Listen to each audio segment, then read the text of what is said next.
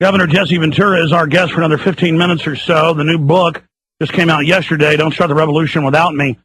As part of your SEAL training, you first went through underwater demolitions or frog teams, didn't you, sir?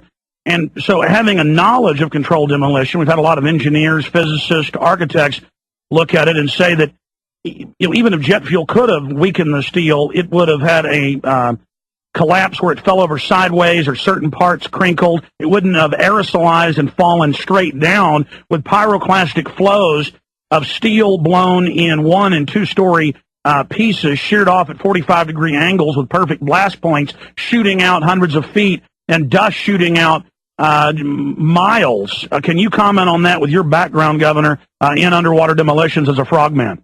Sure. First of all, it's the same training. You know, people for some reason want to separate the UDT from the SEAL, and it's all the same. Initially, it's called BUDS, which is Basic Underwater Demolition SEAL Training. And when you graduate from BUDS, you're fully qualified as a demolition expert, whether you go to a UDT team or to a SEAL team. It's basically the needs of the Navy, and actually they would generally send the better swimmers to the UDT teams because they tend to work a little bit more in the water. In every class, your top swimmers will go to the UDT teams, where your guys that can't quite swim as good will go to the SEAL team, but they're completely interchangeable, especially once you've completed what they called SEAL Cadre, which was Advanced Guerrilla Warfare. So I spent 3 years with Underwater Demolition Team 12, and then I spent 2 years attached to SEAL Team 1 in the reserves.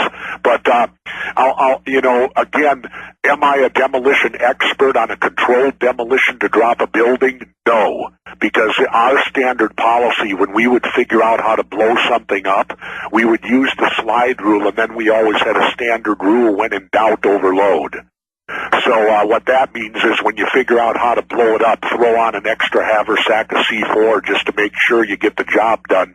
Because in our type of demolition work in warfare, you're not worried about whether everything blows up. You don't worry about a controlled demolition, which is what they would use to drop a building so that it wouldn't affect any of the other buildings. My point is that you've worked with explosives. What does it look like to you? Well, upon looking at the film in super slow motion and the way the building fell and comparing that to the way that they do like a controlled demolition of a hotel in Las Vegas, they both fell identical. And it just is beyond me. And I kick myself for when it initially happened that the light didn't go off. But again, I was so shocked that this thing had even taken place that I apologize for not being more aware, but I don't think I was alone, as were most of the people in the United States. Well, what about 7? I mean, you talk about the free fall speed of the 110-story towers at the speed of gravity. 7 falls at the speed of gravity, and it's the classic where you see the penthouse fall, the central beam they blow out, then they blow the side beams, it collapses. The CIA, the FBI, Defense Intelligence, we're all based there. We have videos of police saying, "Get back, they're going to blow it up." Firemen saying, "Get back, the government said they're going to blow it up." Then they say, "Oh, we didn't blow it up." Have you seen those videos of police saying, "Get back"? No, I have not.